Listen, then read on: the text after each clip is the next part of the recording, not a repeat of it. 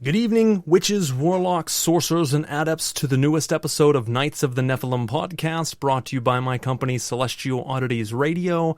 I want to thank you for listening in tonight.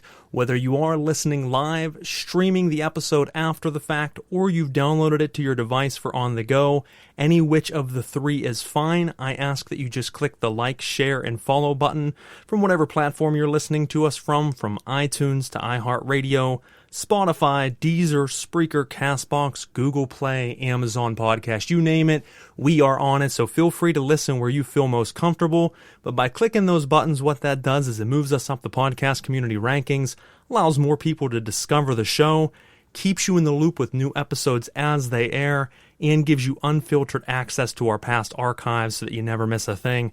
Folks, if you're a fan of the occult and mysticism, there's something for absolutely everyone.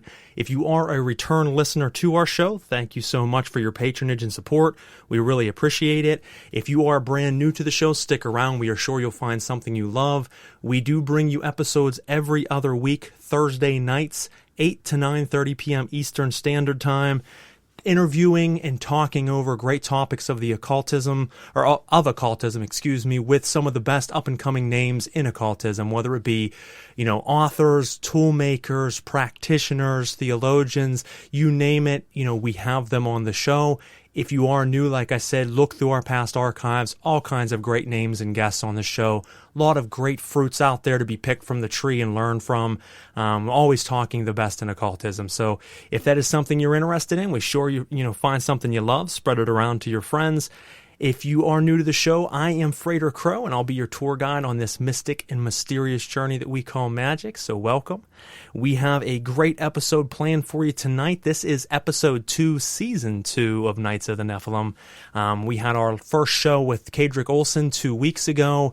For those that were listening from the beginning, I do want to apologize. There was some strange, technical difficulty for the first time ever with this show that we had, where for some reason, and I don't know why, the first 20 minutes of the show just vanished, where people were saying, hey, I can't hear anything. We're 20 minutes in, and then I sent a message saying, wait a second, you guys can't hear anything, and then everyone says, there you are, and we touched absolutely nothing. So it was very strange, but we were glad we got that fixed, and we actually stuck around for about 20 minutes more than our normal run time, just so you guys did still get a full hour and a half. So I apologize for the technical difficulties, folks, but that's the first time out of about 20 episodes that's ever happened with this show, and first time I think it's ever happened in over 100 some episodes of all the shows that I've been doing. So we apologize. I do want to also take a quick moment to give a very special happy birthday wish to my son. He turned 2 today, so Isaac, I love you, buddy. We hung out today and had a good time together, and just finished up with that right before we jumped on the show tonight. So happy birthday, I love you, and we're going to go ahead and jump into a great episode. Before we get into our guest this evening, I do want to thank my sponsors, Limitless Liberation. I want to thank Goetic Impressions, and I want to thank the Telemancer. Throughout the episode tonight, we will take 3 individual stops where we will talk about these sponsors, give a little bit of a highlight to them, where you can check out their work and their links, and much, much more. Now, folks, I want to tell you a little bit about our guest tonight, and then we'll go ahead and get ready to jump into what is sure to be an amazing interview. We're going to be interviewing tonight Nate Bales, and I'm going to tell you a little bit about him. Nate Bales is a long-devoted explorer of the black arts and an accomplished magician that threads the left-hand path.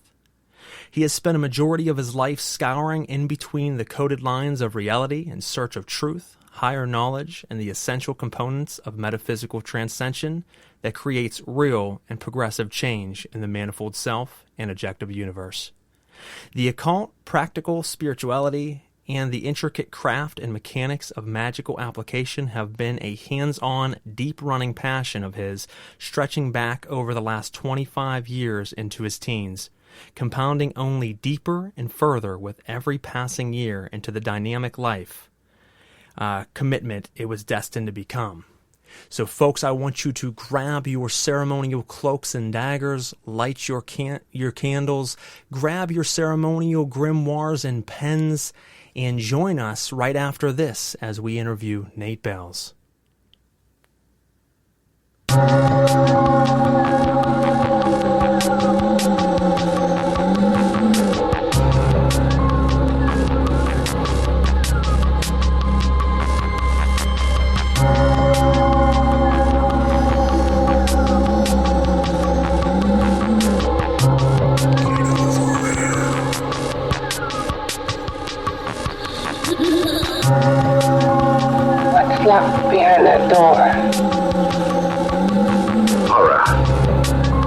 No normal mind can imagine something even more terrible than you. Now my default friend. Like all quantities, horror has its ultimate, and I'm that. There is a horror beyond yours, and it's in there, locked behind that door. Ladies and gentlemen, thank you so much for tuning in with us tonight. We have Nate Bales on the line, and we're going to jump right into it. Thank you so much for coming on to the show tonight, brother. Frater Crow, man, it's nice to be here. How you doing this evening, man? Oh, I can't complain, man. It's been a beautiful day, great weather here. Got to hang out with my son after work for a few hours, enjoying his birthday before we get to jump into some great talks on occultism and magic. There's nothing better. That's awesome, man. I heard you give him a great shout out. Happy birthday to him as well. And just want to say, man, I'm stoked to be on here with you, man. You got great vibes, and looking forward to some fun conversation with you tonight. You as well, man. I've always enjoyed your work from what I've seen. You give me that I'm a badass motherfucker, but at the same time, I don't tell you that I am. It just kind of emanates from me vibe, and I love it. From the first time I came across your work, your site, I was instantly drawn to it, and I loved, how different it was. You weren't trying to be flashy, which is so common in the scene today. You weren't trying to talk yourself up. You were just you, and that really resonated and emanated from your work. And you could feel it. So I'm really appreciative of how you go about your business, your workings, and just yourself.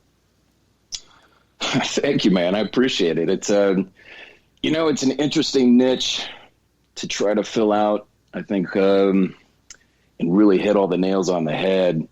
Like with the site, when it comes to black magic, being a black magician, trying to represent that. I mean, there's the dark nature of it, but like many other people have kind of jumped into, want to avoid the overly ook and spook about it, but still try to bring a seriousness to it and convey, I guess, the power and the mystery that lays behind the veil of that. So I'm glad you appreciate it, man. It's one of those things that's always going to be evolving, and just trying to run with a little further.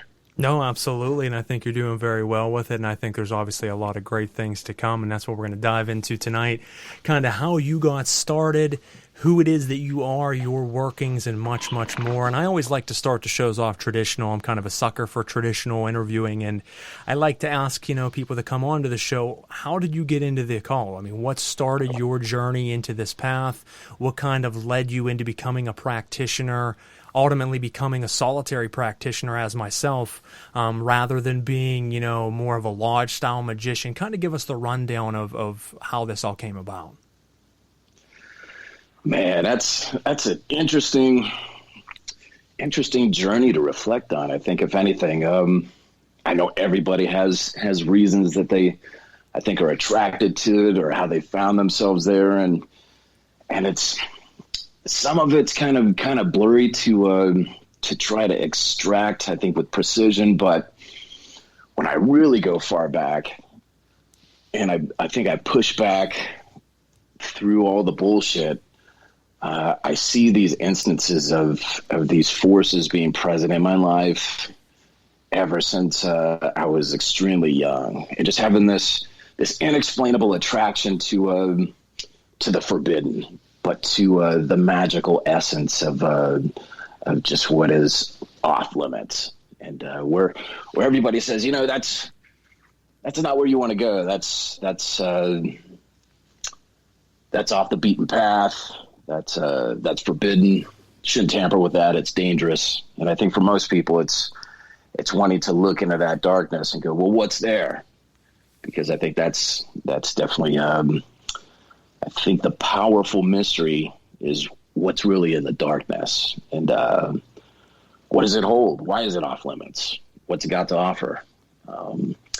But so there's definitely been this attraction to it ever since I can remember back, and even being a kid, just always attracted towards the villains and the dark side of things. And I remember watching different animated movies that had things to do with sorcery and magic and dark power and stuff like that, even before, And I think I really even understood what any of it was. There was just the aesthetic that just seemed to vibrate with me, even when I was very young. And as I grew older, I found a very strong attraction to the occult and just sorcery. That word always rang so deep for me. And I can remember going to the library and trying to find different books about it. And notably, and I ended up finding this book later, but there was this Time Life book. I think it was Witches and Wizards, and it had this one section in there about this black school in Spain, and I just remember that photograph in there and everything that just surrounded the mystery and the power in there. It was just that was me. That was where my passion laid. Was just in these forbidden arts and wanting to discover what it was, and it just seemed like it was just naturally there in my life. I think coming more and more to the surface. So as I kind of dove into the research and just kind of, I think, falling down that rabbit hole a little deeper and deeper, getting into my teenage years, I started going and finding books on the practice and the application of it. Raymond Buckland's, God, I'm trying to remember what it was called. I think it was like Forbidden Doors to something, but I remember going through that, and it had practical layout and had to do things like scrying. So I remember just going through that as if it was like a step-by-step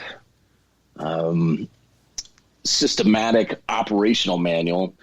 And the funny thing was I didn't have a crystal ball or anything like that, but as an alternative, it was saying for a medium to scry into, if you have like a glass vase or a cylinder, you can fill that with water and that will work just fine. And I remember my mom had one that she had some roses in, and I went and threw the roses out. I mean, they were right there on the cusp of being fried anyway, man. So I went and chucked them out, and then I polished this thing. I got hella soap and tried to clean all the little scuffs out of it and any little residue marks. And then I filled it to the brim, and I took it into the bathroom because that was like the only place in the house where I think I could get some privacy at the time, where nobody would roll in. I just locked the door and I turned off the lights, and I lit a candle on the bathroom counter not too far from it. And I was just following along with this book, and it gave excellent instructions for what I remember. It was saying, don't stare, but gaze through the surface of the glass as if you're trying to observe an invisible spear going down the center. And by gazing past the surface just a few inches under there, it kind of lets your eyes come out of focus. And that and the symbiosis of just relaxing with it, I think just started to kind of get all the cylinders, the tumblers in that lock to align for that experience to unlock itself. And I remember gazing into it, and I started seeing this little clouding. It almost just looked like this little sphere of I wouldn't call it smoke, but it just looked like fog. And I just relaxed my eyes with it and just kept gazing into it, and it started to envelop the rest of the cylinder of water. Just looked like it was a cylinder of fog. I remember just getting more and more relaxed and just holding that gaze. And as I just kept gazing into the general center of that, the fog started to dissipate, and I started to see what looked almost like a little black and white TV, I guess you could say, in there. And as it started to come into focus, it looked like it was this little cabin in the woods. And I'm looking into it, and the little door opens, like on the front of this cabin, and it looked like this little zigzag kind of a walkway just started to emanate from it. And I seen this I saw this look like a woman start to just kind of drift out of the front door, and it looked like she was underwater. There was kind of like this slow motion kind of breeze just pushing her dress back, whatever it was. And she came out, and I remember her face like looking around as if it was her front yard. And then she looked over and looked right at me and just started to come towards me. And her eyes were just these little spheres of white light. And it was at that point where I just stood up and I just said, holy shit. And that was I think the very first concrete moment of verifying that for myself, of seeing that and experiencing, I think the visual apparition of that just really solidified the reality of it. I'm going, you know what, this isn't something that's kind of folklore, would be kind of cool if it happened, and it's celebrated in the movies to this fictional level, but this is some real shit. And these techniques definitely unlock a different layer of reality that just seems to lie beyond the veil of normal perception and consciousness. And from there I started playing around with scrying a little bit more, and it wasn't like every time there was this grand, amazing vision. There were plenty of times where shit didn't happen, and I'd be disappointed and going, well, what's wrong with this? How come it's sometimes this and sometimes nothing? But that only pushed me, I think, to really pursue it, I think, with more intensity. And from there, being in my early teens, the other thing that I really found myself fascinated with was spirit boards. I remember the Parker Brothers, a Ouija board, and you'd hear these stories surrounded by it. People, well, everybody knows the stories. I don't have to get into that, but there was that allure of there's got to be something real to this. I don't think that Parker Brothers could have sold probably hundreds of thousands of these if it was just the subconscious mind being engaged through whatever means, I think, psychologically. And I don't disagree with that. I do believe that the base mechanics of that, there's so many different directions that it could be engaged and applied and used for. But I definitely started to unlock some very intense experiences with spirit boards that did the same, I think, as far for me as scrying did. Those experiences there, where I was having these verified experiences. And I had this good friend that I grew up with, and he was interested in it, but definitely not to the degree that I was. But he would humor me, and he would put his hands on this thing with me, and we'd call out to different things, and I could feel the atmosphere shift in certain instances. I could feel a thickness around me, that there was something when I called out to it with this genuine devotion, I think, to make this connection. And I think that's where a lot of people, I think, they get on there and they're kind of toying with it and they're laughing. And that inadvertently, I think, keeps a lot of the required interlocks for unlocking the mechanics of communication like that to actually engage successfully. But it was taking it seriously and calling out to the deceased shadows of people who once lived, and just the general forces that were around us, where the planchette would move.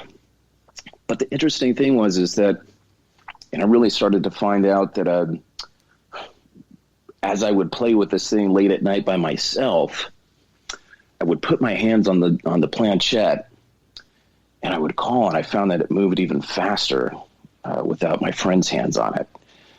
And what I noticed is that it wasn't the planchette that was moving, but it felt as I rested both hands on the planchette and I would go passive, it felt like invisible strings were tugging at my knuckles.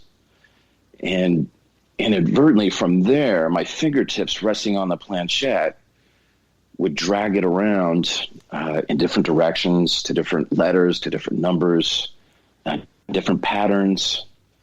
And there were a few instances where I had reached out to some things that were on a totally different level, and I could feel that energy immediately coming up my knuckles, up my hands, and invasively in my arms, where I would have to take my hands off and kind of like shake them free, like it was this invasive liquid or something that was coming up through me. But it was experiences like that, especially by myself, not looking for the verification of anybody around me going, did you see that? Or what do you think? That just really propelled me deep into it. When you have shit like that, I think, happen for yourself, it doesn't matter. All the pontification and the semantics and the bullshit about people's opinions about what they think shit is. I mean, when it really comes down to the yes or no, is this shit real? And you have those personal experiences. I mean, that just solidified it for me, man. And so I think from there, it really started to just unlock a journey of going, well, what is this? And what context are these things existing in? What are they? Do these things? What's the distance that this can be pushed? What can I do with this? And that was a big thing about the practicality, because in my teenage years, I started fucking around with different types of spells and small incantations, and having enough experience, I think, to understand some of the very simple base praxis of what gets this to engage. I was able to get a lot of unique results, but still at the same time, it still seemed very trivial. And having been raised through my mother as she was non-denominational Christian. So, I mean, as anybody grows, as anybody is being raised in a household or whatever, that's all that you know. So in my mind, I was thinking, well, I've been told this is bad. There's bad repercussions about dealing with this shit. And, is this small shit that I'm getting, is this really worth it? So there was a lot of internal struggle as a teenager of trying to, I think, really dice it out and figure, is this something that I want to push further in? And well, what's the cost? Is this going to cost my eternal soul? Am I damned by doing this? Things like, if a man sold his soul and gained the whole world, he would lose everything. Things like that. I think they're very logical, running through my mind at the time of going, well, what is there to gain? And even with all that, there was always this deep, indescribable attraction and curiosity that just kept bringing me back and back and back. So in my teenage years, I mean, that's really kind of what got the ball rolling for me, was that it just seemed that as I was growing up, there was something behind me, something in the shadows that just seemed to always kind of set the stage for opportunity. That wasn't what I thought it was. And I think even those times where I considered blowing it off or just trying to abandon it altogether for higher reasons or whatever, it never happened. I always kept coming back to it. And I was rewarded with with more experiences. And it was having those experiences that I think really starts to create the direct understanding. I mean, there's study, research, absolutely necessary. I think if you're going to push forward to this and engage it and embrace it seriously, it's a huge requirement. And there's so much to shave off your learning curve by studying different magicians, different systems of approach, what makes those systems tick. But it's the hands-on experience of trial and error. And I'll tell you, man, if anybody who authentically seeks to work with forces that are limitless, that are unnameable, that are the embodiment of darkness, you're going to get burned. You're going to get burned, man. But it seems to carve you out of wood. It's either gonna kick your ass and you're gonna hit the road, and there's been more people than I know that have had hands-on experiences with this, and it's like, fuck that. Like, okay, I found out that it's real. This is not for me. I'm out of here. And I think that's not crazy either. I mean, it is terrifying. It is dangerous. And I laugh at a lot of people who just seem to trivialize it, who throw some of these barbarous names around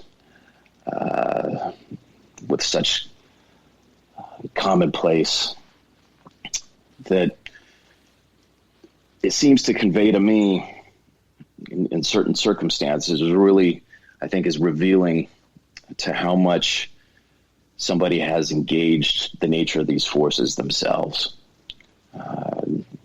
Speaking with somebody and really getting to know somebody is revealing beyond anything else, especially beyond the surface presentation of how so many people present themselves. But when you're able to hold conversation with an individual and you can really look into the depths of where they've gone, and if there's experiences ring with a certain familiarity that gives you chills, you know that they've touched something.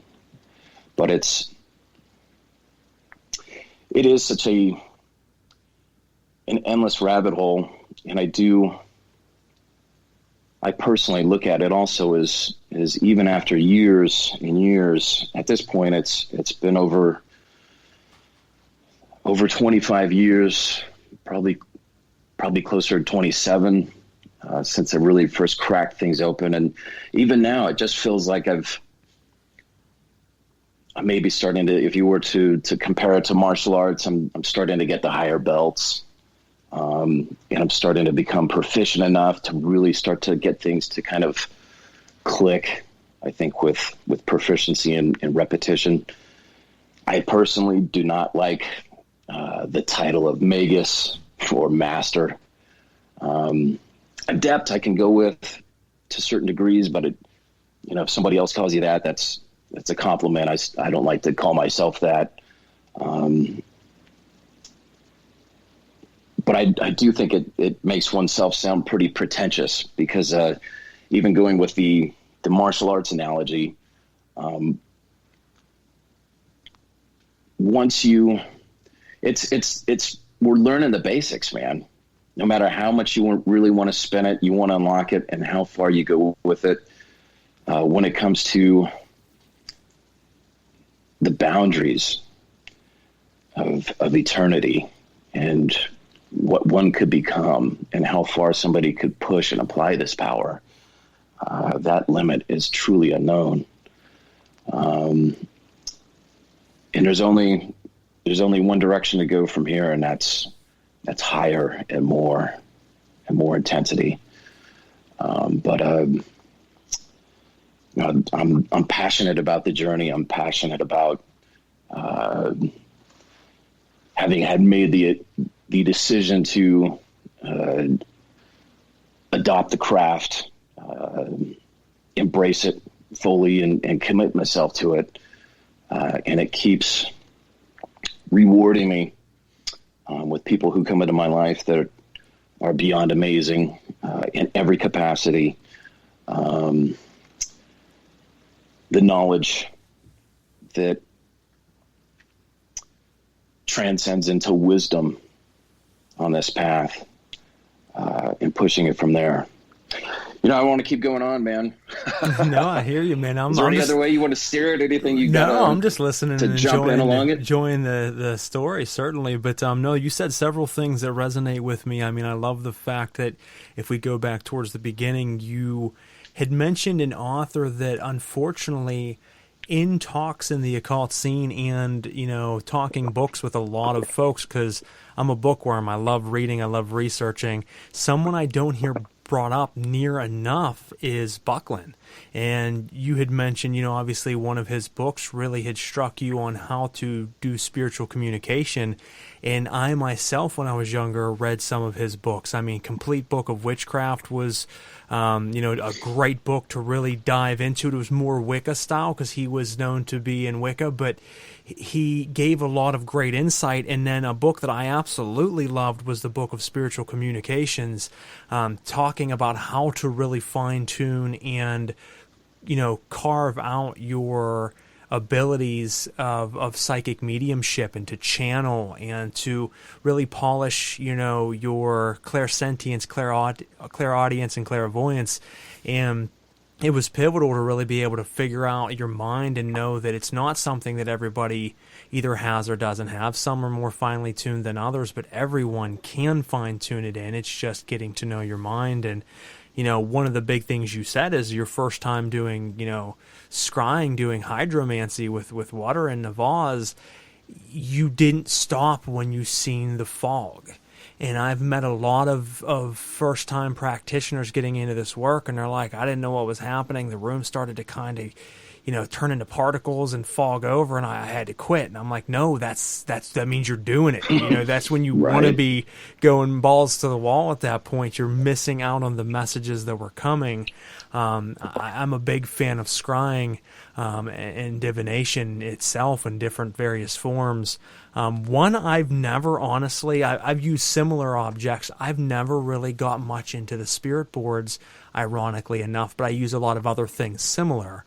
And one of the things I wanted to ask you, just as a side note, before we jump more back into deeper matters, is do you think when they made the Ouija board as a toy for kids, so to speak, do you think that was just by mistake that it became so good to use for spiritual communication? Or do you think behind the scenes they knew it was kind of twofold? Kids would get into it, it'd be taboo, but they knew exactly the power of what they created. What's your thoughts on that? I do, man. I think it's a little bit a hybrid of both. And it's really a perfect model, I think, business wise, when you look into, well, what's it going to take to create this thing and put it out manufacture wise. I mean, it's just a board. It's a game board with laminate on it, and it's got the printed alphabet and the basic symbols of communication, and then you got this plastic injection molded planchette with a few little coaster softies under it, and done. I think that's genius to capitalize on the simplicity of that. But I think that also knowing that these boards predate Parker Brothers extensively. Absolutely. They really brought it to the forefront, but I mean, they weren't the creators of spirit boards. They just really kind of brought it in the mainstream where people were like, oh, I never heard of this before. It became a household name or a household, idea of what this was, whereas this has been used for hundreds of years by occultists. Definitely. And it's, so I think somebody was in there that's probably had more than enough experience to go, you know what? Well, that's kind of the fun thing, is that you can engage it on subconscious mechanics.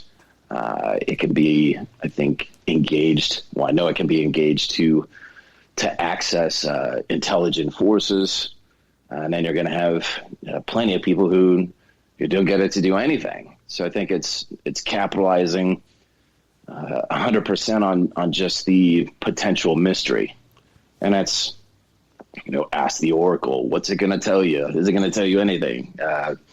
And then I think the price that they offered it at, oh man, they made a fortune off of that thing for what it cost. But I think all the controversy that it created over time was a perfect idea to put it out there.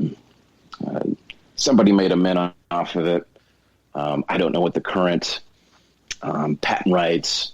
I'm pretty sure Parker Brothers still owns it. I think they've put out a few different versions of it since then. I have some old boards from the 70s. I have some custom boards that I've had made over the years, and I love them, man. I love the energy that comes through them, and me personally, I've had experiences, and I seem to be able to engage it in a way that I haven't really found that anybody else has. So I don't really bring it up that often. If somebody wants to jump on it with me, I'm all about it. It's you never know what's going to happen with it, and who you're gonna tap into. I mean, that's the thing is who is it? What type of consciousness can you establish contact with? And it's the possibilities are as limitless as different people in the world out there. You could tap into something that's extraordinarily negative, something that's positive, something that's charged with sexual energy, something that's very childlike. Shadows of people who've lived lives here, and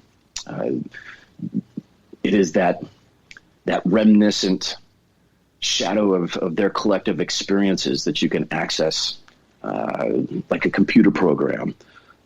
What happened when this happened? Why this happened to you? What were you going through in this? And you can get some pretty interesting answers. And that was one of the things that would blow my mind with my friend when we were both on it, is that he kind of was on the fence going, I don't know, man. He goes, I think it could be bullshit.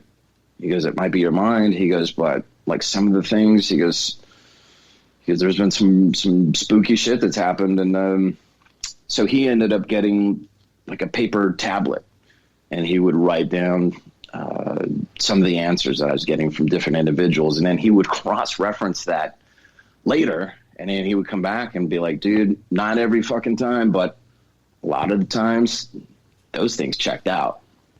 And he said, that's enough for me to know that we're tampering with something real.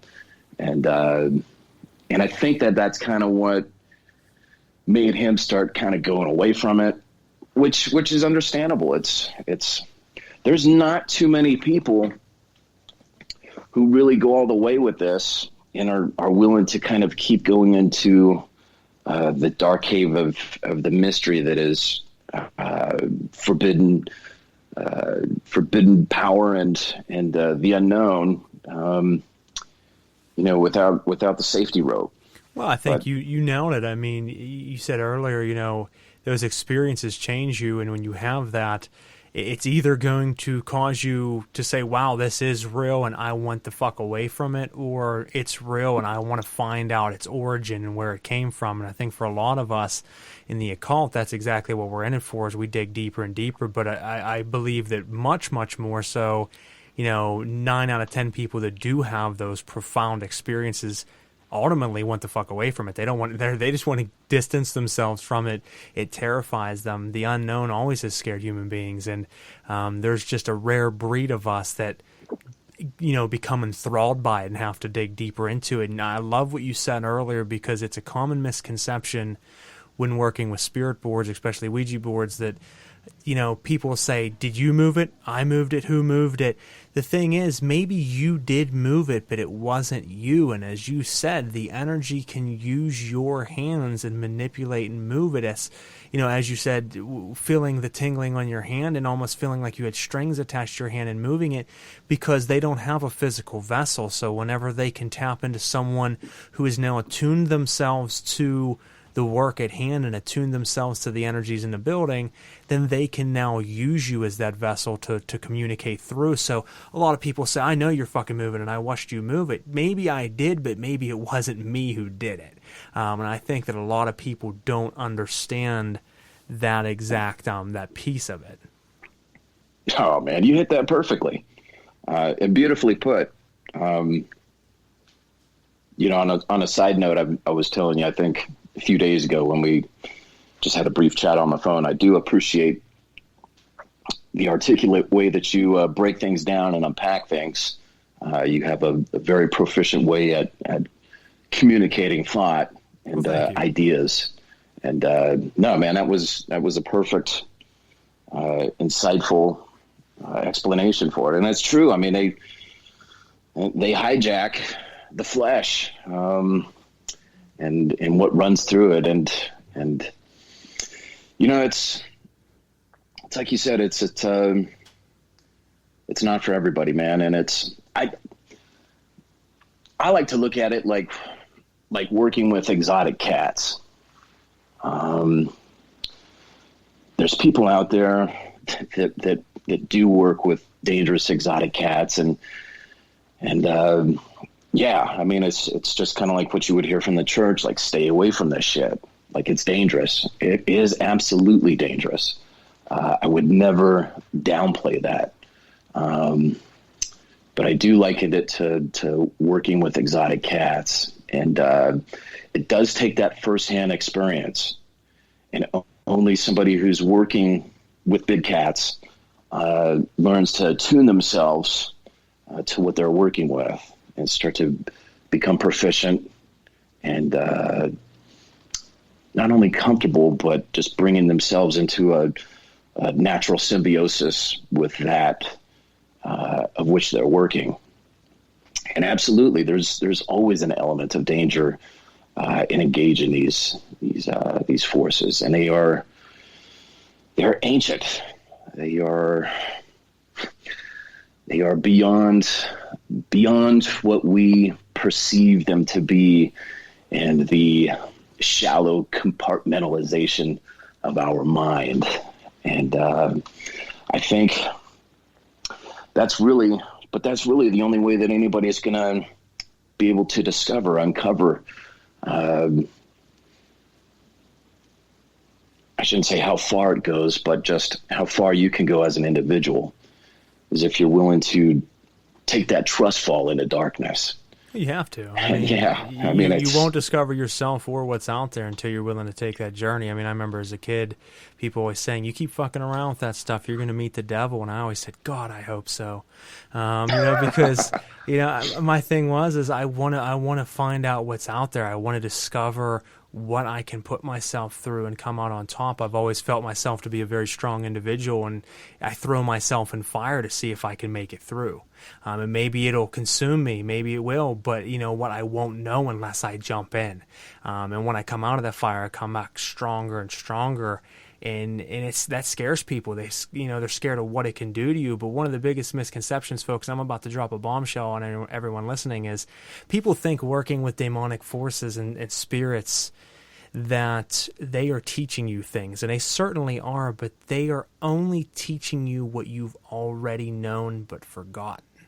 And that's something people don't understand, is everything, when you call upon them for knowledge and mysticism, they teach you profound things as they have for me. What you'll come to realize at a certain level is they didn't teach you. You've always known it. You just didn't know you've known it. You forgot.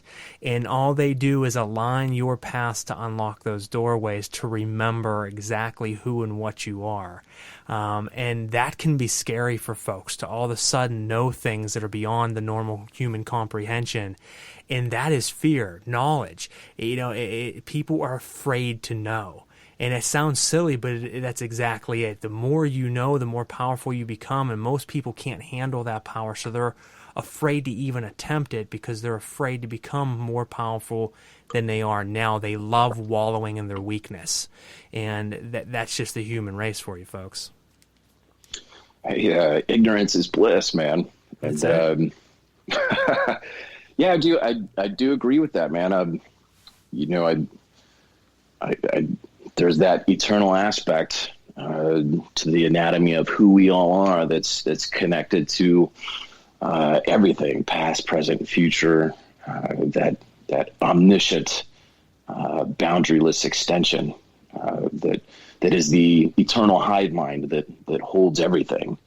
And these forces do become the open conduit to bringing you into such a direly close proximity to this information, to unlocking these powers in your life, that it can be devastating, absolutely devastating. And you know, I think that way too many people kind of throw it around very trivially, though. But hey, yeah, you know, I mean, you get burned and you go through with it, but you got to really ask yourself: am I willing to fucking throw everything down on the table?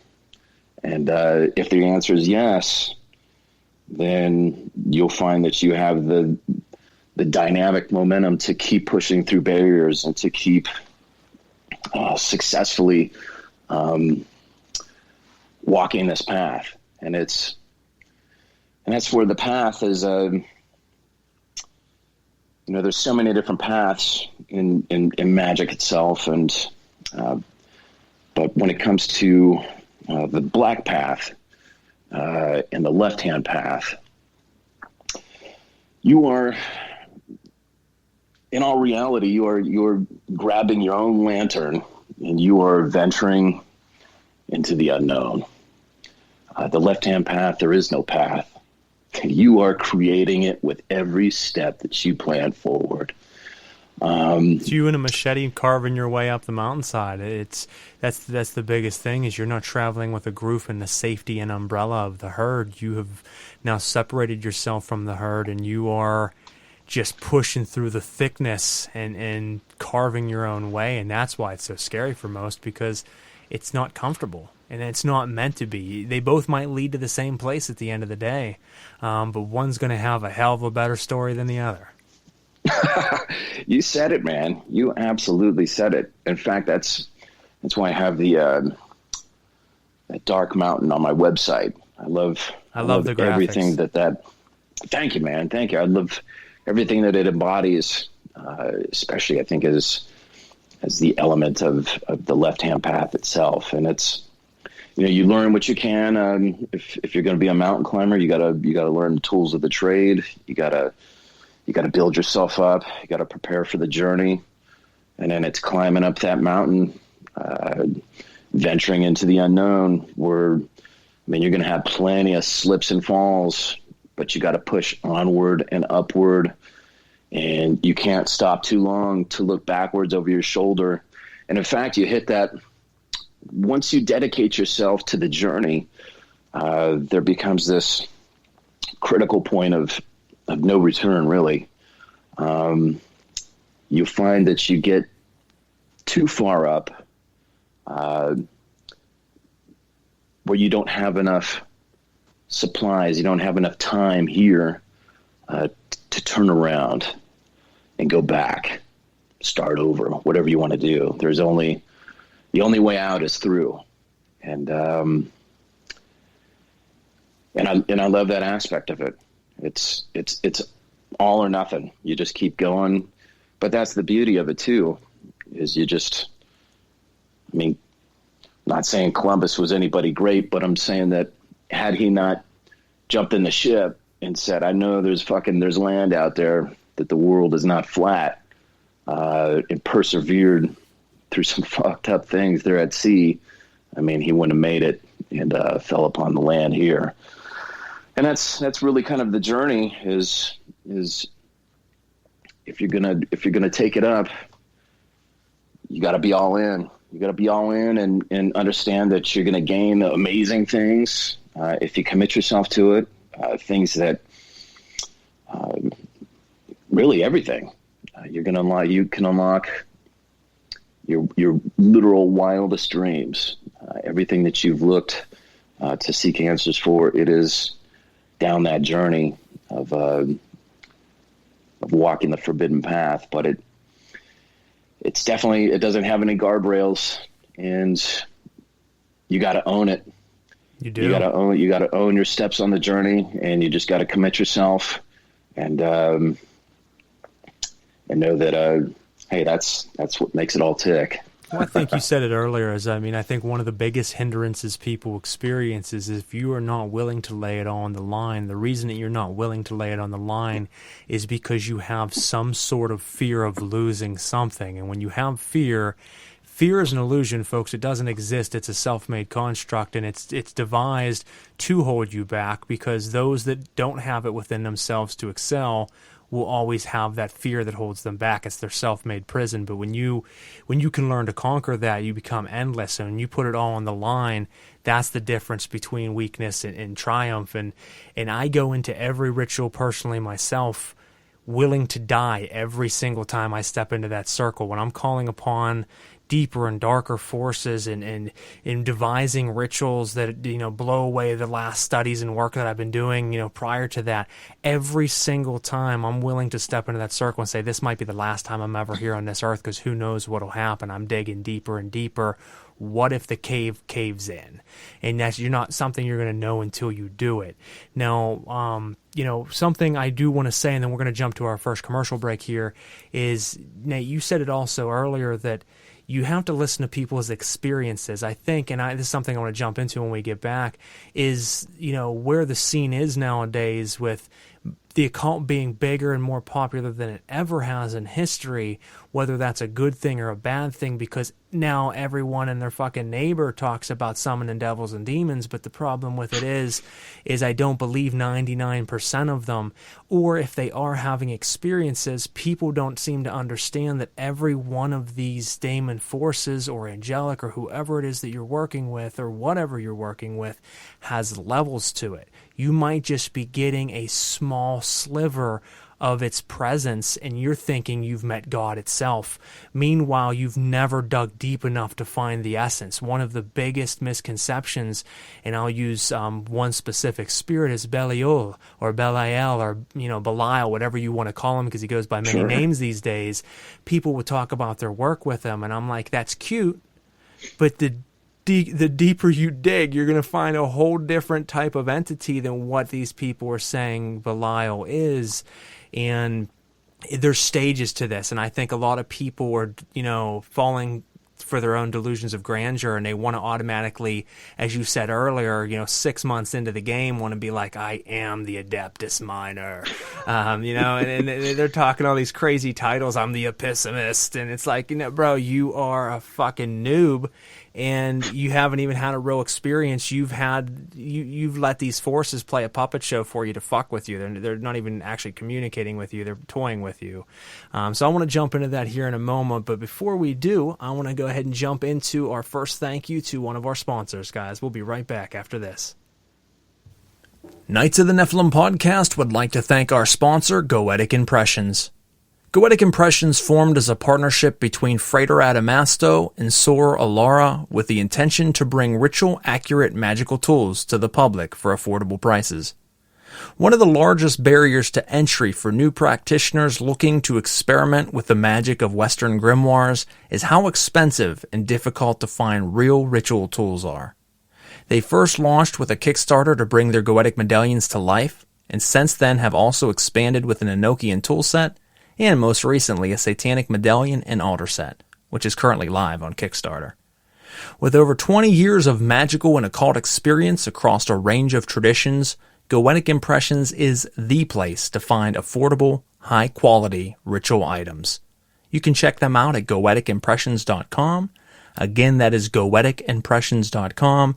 Make sure you give their Facebook page a like, as well as the Knights of the Nephilim page. Send me a message, and I'll hook you up with a promo code for 10% off your overall order. Thanks, guys. Knights of the Nephilim podcast would like to thank our sponsor, Limitless Liberation. I'll read you about this wonderful company from their owner, Elena. Limitless Liberation was inspired by both Lucifer and Belial. Lucifer has been with me most of my life, as far back as I could remember. Belial and I started to work when I was going through a very difficult part of my life. He completely turned mine and my family's life around for the better in a very short period of time. In return, he asked me to create what he called Charger for him. He showed me the designs, so I created the first Charger for Belial, and Lucifer wanted one next. From there, I had spirits lining up with requests for magical items. Some are control freaks, while others just inspire. They are all so individually different, but every single item created has power within it. Each item operates on many levels. They operate as an anchor for the spirit you're working with, thus aiding easier connection between the two of you. They also operate like a power cell or battery, where they already come with an inherent energy to them, but they become stronger as you feed them and pull from them during ritual, as well as to strengthen your workings. Limitless Liberation continues to grow to honor the spirits that we love to work and build relationships with. You can check her shop out at etsy.com/shop/Limitless Liberation. Again, that is etsy.com/shop/Limitless Liberation. Knights of the Nephilim podcast would like to thank our sponsor, the Telemancer. Let me first tell you a little bit about their owner, and then I'll tell you a little bit more about them. James Hunter Ralston has been a member of the Order of the Voltec, starting in 2008 and progressing through several degrees, last serving as head of the Outer Order. The Order of the Voltec is an offshoot of a pylon of the Temple of Set, originated to study and practice several forms of the sorceress methods centering on techniques used by Mexican and other Central American priests and magicians.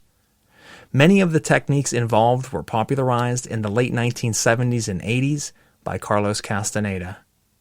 Over the decades since his first experience with magic, his desire has grown into the creation and use of what other shamanic sorcerers term as power objects, talismans, amulets, totems, and other powerful objects. His interests expanded to the degree that he chose to become an apprentice of several Appalachia's premier craftspeople and learn the art of metalcraft to produce power objects for both himself and select patrons. He does work with gold, pewter, silver, and sometimes other metals as well. He has been doing this for over 8 years. He does create talismans, pendants, rings, altarpieces, and more, almost all exclusively by custom commission. And you can check out his stunning work at facebook.com/thetelemancer1. Again, that is facebook.com/thetelemancer1. All as one word. Thank you so much. All right, guys. Thank you so much for listening into our sponsor announcements there. We want to thank the Telemancer, Goetic Impressions, and Limitless Liberation.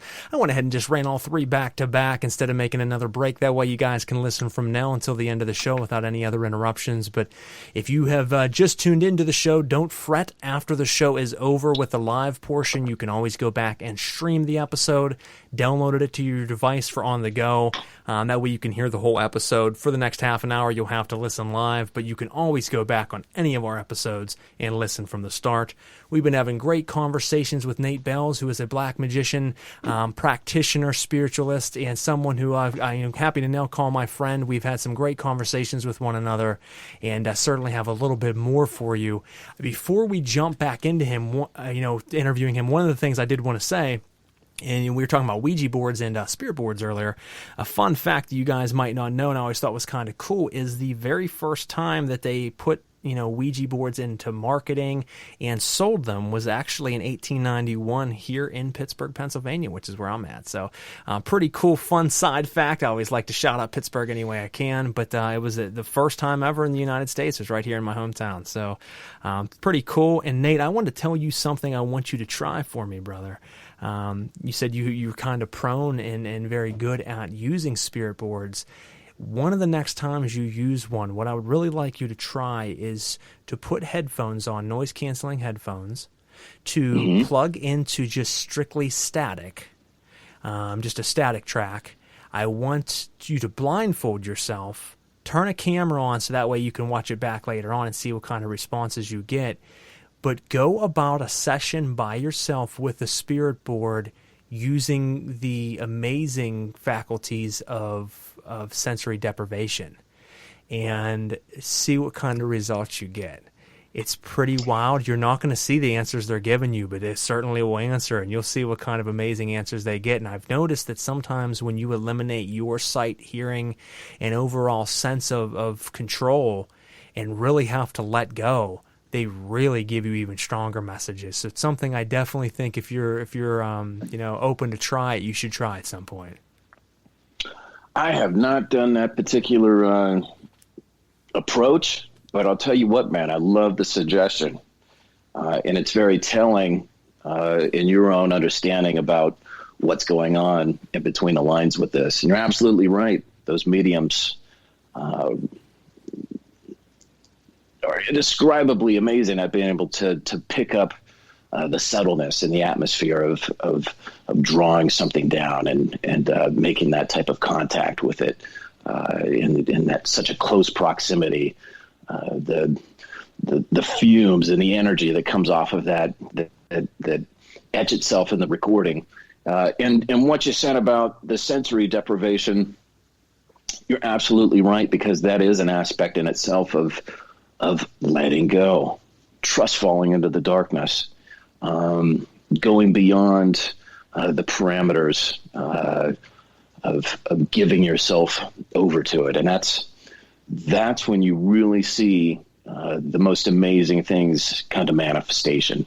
Agreed. Is when you push the envelope like that. So awesome suggestion, man. I'm all about it. Absolutely. Let me know what kind of results you get. I think you'll be very, very pleased. I know it brings an amazing whole different set of things that have come about. You'll see what I mean when you do it. But no, that's awesome. And I agree with that when you work with spirits, as much as we do, everyone usually still does stay guarded to a sense, and you have to, depending upon what you're working with. But if you've worked for a long time with specific spirits, say one in particular, you've really built up a connection.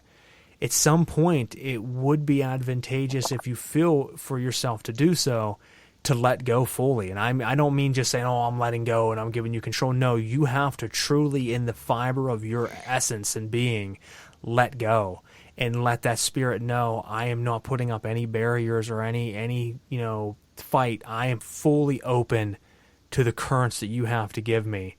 And it'll change everything, folks. If you haven't been in this long enough or just haven't taken that deep of a step, you have to make sure you're ready to do it, because it can fuck you up. But you go about it with sincerity and honor and respect, and I promise you that most of the time, if you do it and you truly are true to those factors, you will have resonance beyond anything you ever had before. It's not to say to do it to everybody. I wouldn't just, randomly call up a spirit for the first time ever that you've never worked with and be like, I give you everything, take me. Probably not a good idea, but when you've worked with someone for a very long time, it's advantageous to do so. I've done so with many spirits, and one that, as you said, Nate, spirits were with you since a child, pulling you towards this, no matter how many times you thought about maybe I should walk away, and, the dogmatic things you'd heard about, what could happen to me, but something kept pulling you back. That's how I was. Something from a child was always with me, and later down the road I discovered that there was demons with me since I was a child. pulling me, and one of them was Ashmodai or Asmodeus, and he has been with me since I was a little kid, and I didn't know that until many, many years later upon many rituals with him whenever he communicated the fact that he's been with me a long, long time. And then this whole massive picture came together that I didn't understand until he showed me, and I gave in, and it was a fucking roller coaster. And I mean, good, bad, all kinds of things. As Nate said to you folks, it wasn't all roses. It was a fucking roller coaster where all of a sudden the track was missing. But at the same time, me falling took me right to where I needed to be. And that'll happen if you just have faith. Sometimes you have to jump off and hope you grow wings. So it's definitely something I think you guys should try. I want to make a quick side note right now because Max Avery, folks, left a comment. And if you're not familiar with who Max Avery is, he was a guest on our show last season. He is the writer of Book of the Hidden Name, Magic of the Shemhem Maporish Angels. Phenomenal book, phenomenal guy. And it was a great interview. He left a comment earlier. You were talking about... the cats as a reference, working with wild cats. And he says, now known as Nate Exotic. And I love that. I can see it now. You're going to get your own Netflix show, brother. We have a lot of comments pouring in. So thank you, Max. We have some different people saying some things here. Hey, guys, this has been awesome. I'd like to ask Nate perhaps his opinion on other divination tools such as cartomancy, or if he has a preference on methods/tools to connect with the enigmatic other side, so to speak. I think for the individual, it's just going to depend on what resonates with you as in your personal nature. For some people, it's tarot, it's runes. It can be I Ching. I love I Ching. If anybody's ever done that, it's amazing. There's so many countless mediums and methods of divination, but I really, personally, I'd like to step back from that as much as I can, realizing that they are kind of just tools before you. Once you can start to slowly clip them away, you can start closing the gap and find that it's actually more simplistic. To just let it come to you, to open yourself up. But that being said, there is extraordinary clarity that comes through in using these tools.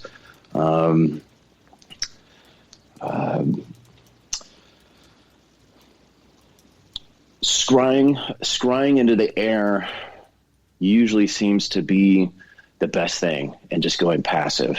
But putting that carry out there, if I'm with a person, if it's something for myself personally, what it is that I'm seeking the answer for, and to let it just start to come to me, either in internal images, words, symbolism, to really just close that gap and let it come. Just let it come to you. I think the more you do it does just come to you. The more you do, as you said, close that gap, the less you need the tools because it's all around you. You only ever focused your attention on a tool to find it. But as you learn to eliminate that, it's in everyday life all around you, and the wind and the trees and the birds flying by is the signs and symbols. And after all, everything is symbols. That in every way, and in so many ways beyond, the tools are living aspects in themselves, and they do an amazing job at being able to communicate to the individual what they need to see, what they need to take away from it personally in that moment. And it just becomes the repetition of slowly stepping away from that and realizing it's kind of like training wheels. In the beginning, you really think that it's necessary. I need these things. I got to have, and then you step into the consecration of them, and then they become this dire aspect that you can't do without. But then start realizing, no, let's take those away, and it's you are the centrifugal force of being able to engage omniscience.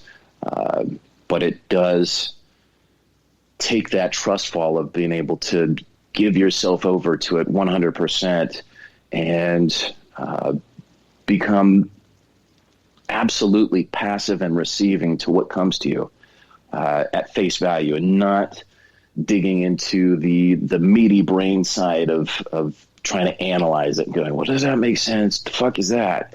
No, that can't be crazy. But I liked what Quetting would always say is you see it and you say it. You see it and say it, and just really closing that gap. And that's excellent in the application of just about any divinational method that you're going to apply this with. But you can also just recede into your own temple, physical or internal, and actually just go through the same process. But it's a hard pill to swallow for a lot of people, because they're going, well, what about the tools? You need that. What about the cards? What about these runes? What about all these things? Those are what's telling you that, and it's not. Surprise. I think it's people really like the showy pizzazz to it, and once you start to get to a certain level, and I mean we can use coding as an example there too. Rituals, he said it in several of his books. Rituals will start to have results before you even do the rituals. As you get to a certain point, things just start to happen because you've built up enough interpersonal power that you're able to use your true will. And folks, true will, I don't mean just will in general, true will, as Aleister Crowley would talk about, to make things happen without actually having to step in the ritual chamber. Now, it doesn't mean that we don't want to still step in the ritual chamber, because I'm sure we've all fallen absolutely head over heels in love with ritual. It's my favorite thing in life, but you don't necessarily need it all the time. But that's a hard pill, as you said, for a lot of people to swallow, that they can't get in there and do that. Just like I don't wear, and there's nothing, I'm not knocking anybody that does, but I don't wear robes. I don't wear fucking wizard suits. You catch me in my ritual chamber in blue jeans and in a sleeveless shirt. Sometimes I will wear certain ritual garb depending upon the practice or ritual I'm doing. It might specifically need that for certain reasons, but there are people who still, every single ritual, Satanists I know, go all the fuck out. I mean, there are whole covens and robes and specific colors, and that's great, and it serves a purpose. But that is theatrics, that psychodrama of the mind to trigger certain effects in your reality. And yes, that's important, but it's not necessarily needed. You can reach the same results without it. So there's a lot of different recipes to make what you're making. It just, you can make the same thing 5 different ways. It's just, how do you want to make it? Oh, you hit it, man, and that's exactly it. They're all complementary accelerants. And they center you depending on what work and application you're using that tool, that piece of clothing, that particular spectrum of light, certain dark ambience in the background. They bring you into alignment with that which you seek. And are they necessary? Yeah, just like you said, absolutely. It's not like it won't happen if you don't have it, but they can be amazing complementary tools to just kind of push, center, and accelerate everything towards what it is that you're wishing to establish on that. Great stimulants. That's it. There's so many different aspects, and that's why I think even in the beginning, and for a long time, it's great to engage those, learn how to consecrate tools, learn what those tools do, use those tools appropriately. And it's after becoming proficient with those, then you can start to kind of step back. And but But I think if you jump the gun too soon, especially getting started, then that's when a person, if they're not getting the results that they seek, everything just kind of starts to fall apart. The fear, the doubt starts to set in. This is all bullshit. That doesn't fucking work.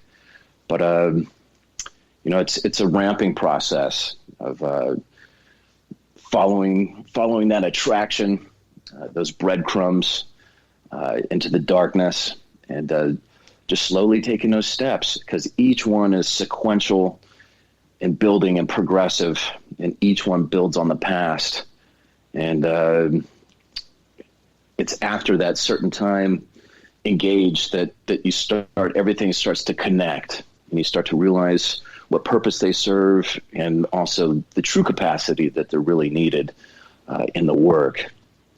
And it's a whole different thing as a solitary practitioner, and then it's a whole different beast if you're working with people from the public who do not understand the underlying mechanisms and dynamics and formula in which magic actually works. So then you can kind of step around and be like, okay, well, this person, the only way that they're really going to kind of grasp this is if they see me going through the motions of this ritual, and to them it locks it up. So it totally depends on the approach and who's involved, what you're doing. I mean, it is a shoreless ocean when you step into the world of practical magic. But I think the evolution of the solitary practitioner, you start to find what really makes it click and tick, and then it becomes a progressive shedding of those basics, only because the dynamics are understood and beyond that. Oh, I agree 100%, man. You nailed that. And our listener answered just a couple minutes ago. He said, Nate, thank you, brother. I think we all seek that fluidity, or should seek that fluidity and ability to let go the tools we no longer need. And that's very much so. It is. They all serve their purpose. I have a pretty elaborate temple here, and I still love every piece of it. Do I need it? No. Maybe is it just some type of stimulant that I like to add on personally? Absolutely. But, as Nate said, all the stimulants, have a purpose. There's a reason you do mantras or have some type of music in the background to help stimulate your senses of hearing. You drink liquid libations or offerings to stimulate your sense of taste, your sense of touch. You stimulate all of the senses, because each time you do, you unlock one of the doorways, and once you unlock them all in deep ritual, it allows you to dive deeper into the depths of your ritual itself. Don't necessarily mean you have to do all that. You're always going to get results if you go about it with truth and honor, but it just depends on what level of depth you want to reach. So no, that's a beautiful thing. Now, I know before we run out of time, I'm with two more things I want to get into. So I want to jump into what we talked about prior to the break there, of what is your thoughts on the current state of affairs in the occult scene? Because as someone who's not a traditionalist in the sense that I feel everything has to be exactly the way it was 200, 300 years ago, but traditionalist in the sense that my main influences are all very old school magic. I don't read for ritual purposes a lot of new authors. I read for entertainment and for liking of their work, but 90% of what I gain influences from is old school magic. So from back then to now, it's a much different world in occultism. My question is, how do you feel about the state of affairs, that it's more popular now than ever, which is an amazing thing? A lot of people are awakening to things that they may never knew existed or been afraid to try or get into. But on the opposite end of that, you have so many charlatans, you have so many snake oil salesmen, and so many LARPers that find it great to have this internet persona and talk about all these extravagant, amazing things that they've never done. Man, I'm with you. I could go on for quite a while about this particular aspect, but you know what? It's got its pros and its cons all the way around, man. There's aspects that I appreciate about it. I think bringing awareness to the reality of this and the potential of what could be done with unlocking this knowledge and the practical application of it. I think that's awesome. I think that it's wonderful that it's starting to stir a lot of people in independence, power, and creativity to take this up and to actually start to pave the path of power and prosperity in their own lives with it. And you know what? It's got several negative aspects too. Just like you said, there's no end to the charlatans out there in one shape, form, or another. There's people who use this who gain a certain understanding about how this works, and they totally manipulate others and abuse it. I think as far as what could be done with it, and people are bilked out of hundreds and sometimes multiple thousands of dollars. Just it's straight exploited, and it's those people, I think, that really give it a huge black eye. You know what I mean? If people would just do square business, I think that would really start to take things in the direction of where it needed to go. But there's a lot of people who just want recognition, who've maybe been doing this 2, 3, 4, 5 years, and they try to come out as this insane authority, when really, in my opinion, they should step out of that limelight. And if this is something that you're serious about, just keep pushing it for yourself. If you happen to know something that's going to be benevolent for people, hey, show it to them. Show them where they can go. Show them where they can find things that make this click together, to get some practical results out of that. If there's something that I can ever show somebody where they could do that for themselves instead of me having to do that for them, I'm all about it. I get excited when the people that work with me start to grab the mechanics that are interlaced through this, and they're going, wow, you know what? I was buried in this, and I've been coming back at it, and I've been dedicated, and I finally had this vision of what it was that I had sought to make contact with, or I finally got these results to manifest. And that just, to me, that's the best thing ever, is to watch people be able to unlock this, whatever capacity they want to push it. But there's just endless amounts of people out there that just want to come out, I think, for the clout. They're looking for attention, and everybody wants to be recognized or respected, or to just seem like that they know what they're doing. And that's I think that what overly makes this makes magic, I think, have this very hokey aspect to it to so many people, is you have all these LARPers, like you said, and people who just they're making these crazy claims of results that they could bring in your life, and then when you actually peer behind the curtain into their own life, I mean, they're living in their uncle's fucking basement. They're driving this piece of shit car. They're struggling to make next month's rent. They have just endless conflict in their lives. You name it. I mean, success takes so many different faces, and I would think that's one of the precursors and overall qualifications. If you're looking at anybody, look into their lives a little deeper. See what follows them around. Is it a bunch of negativity? Are they ascending? Are they doing well? Are they always struggling? Are they putting up GoFundMes left and right? It sounds obvious, but I think far too many people do not do their homework, and they get lured into the surface allure of a lot of posers out there that are just fronting. But that's the big thing. I think that people just really need to look in between the lines, look at the fruits of what different magicians truly bear in their lives, and in every context, relationships. How are they doing? Or how is the present compared to the past, and how does the future look for that individual?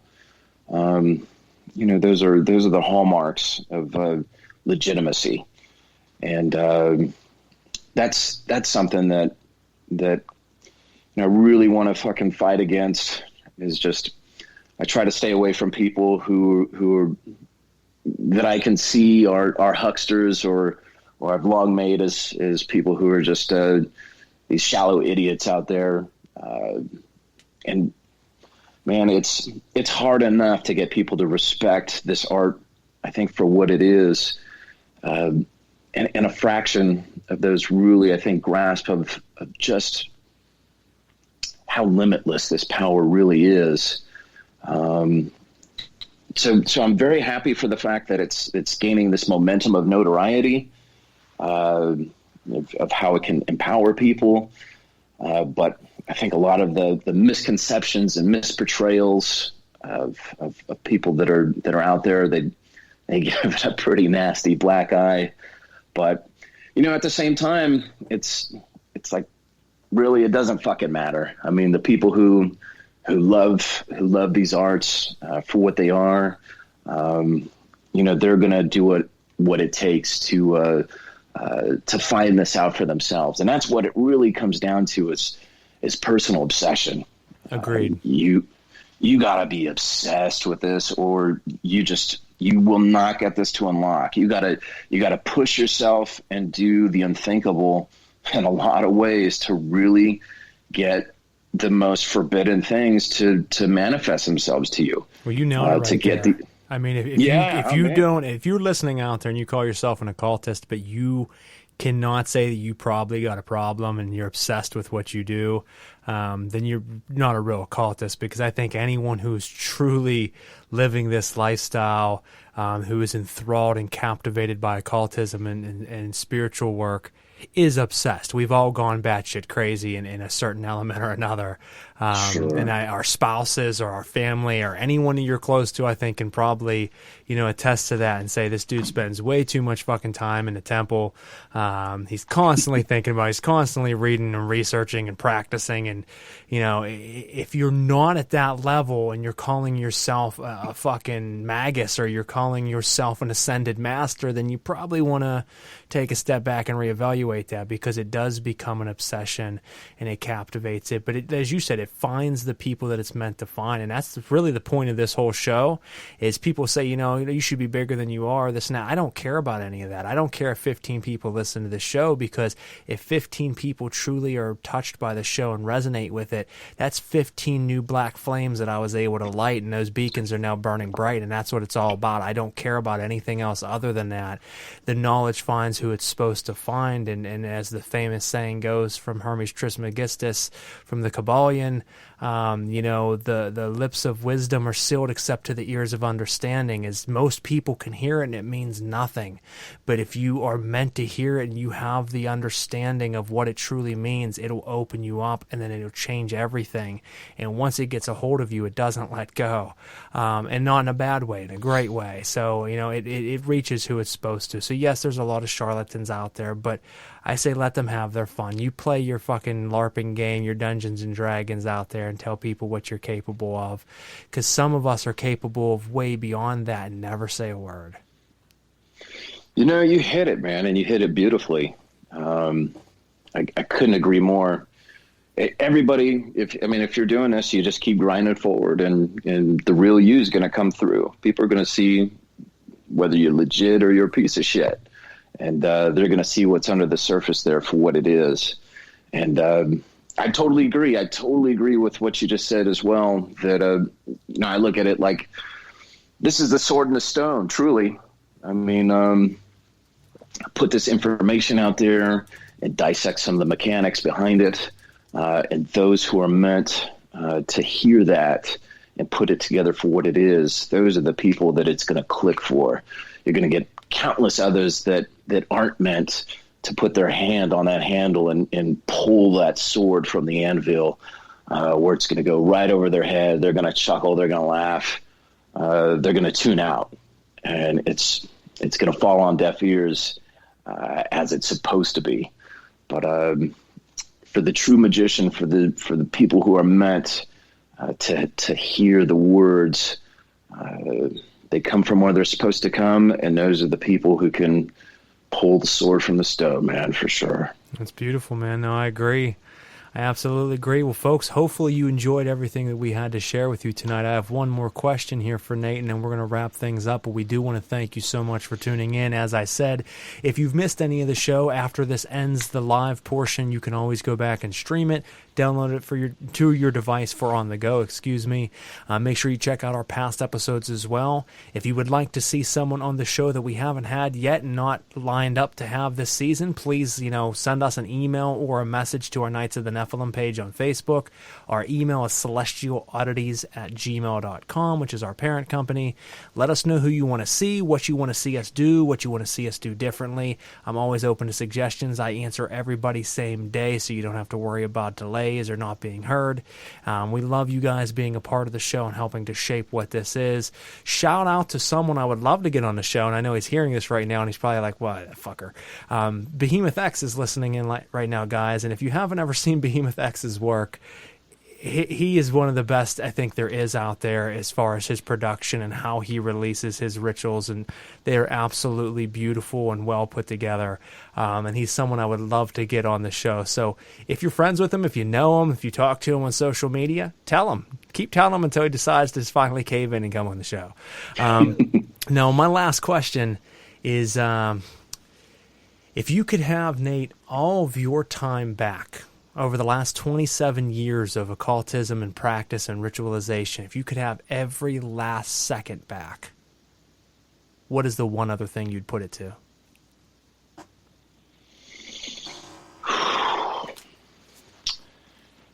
I don't think I would change it. I think I've had plenty of experiences that I wish probably wouldn't have turned out the way they did, or didn't.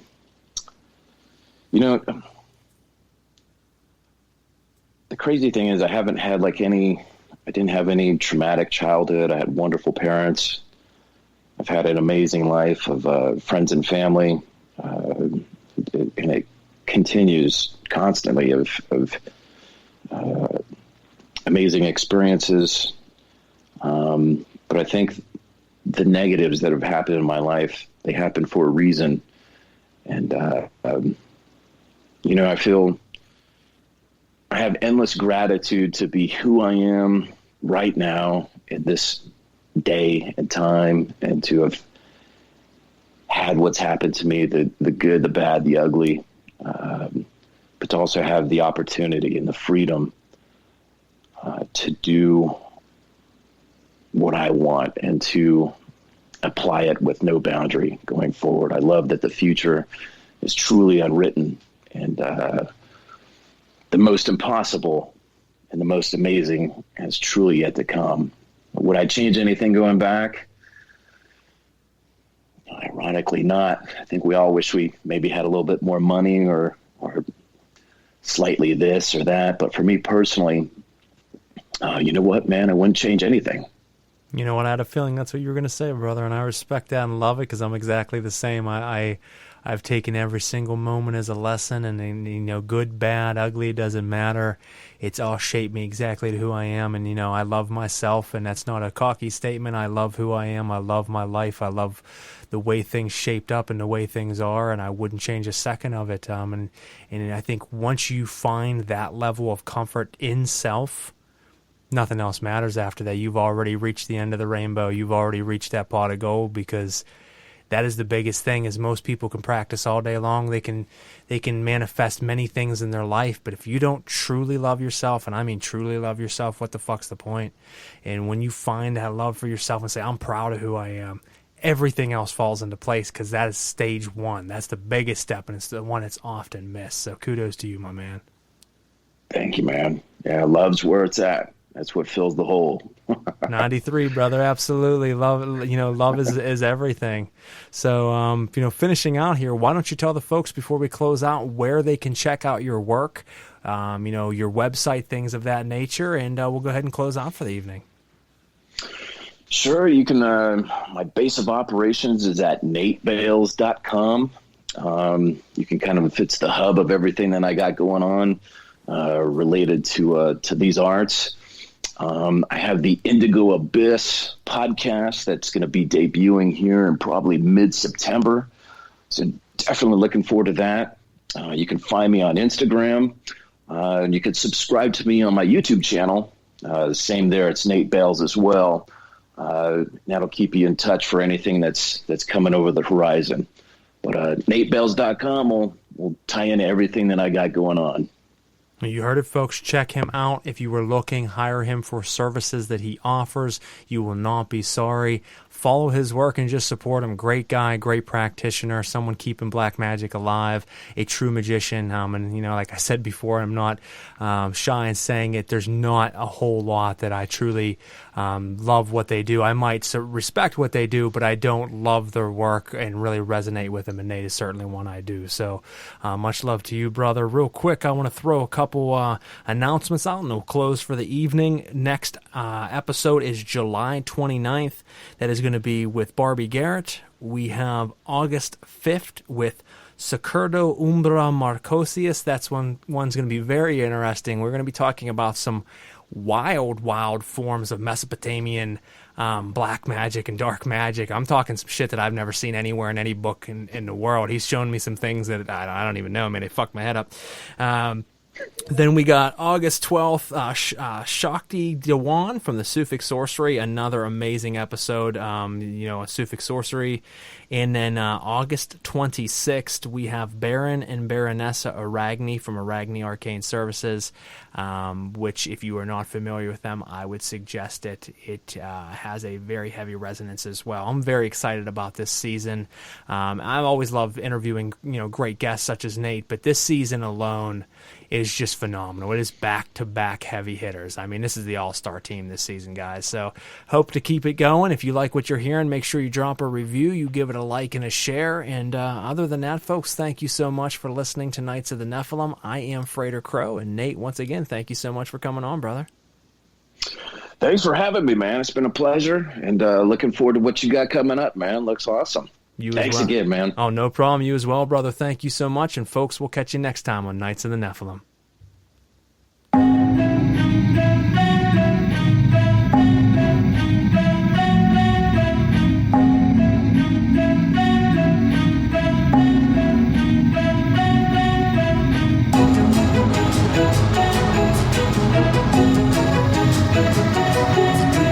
We'll be right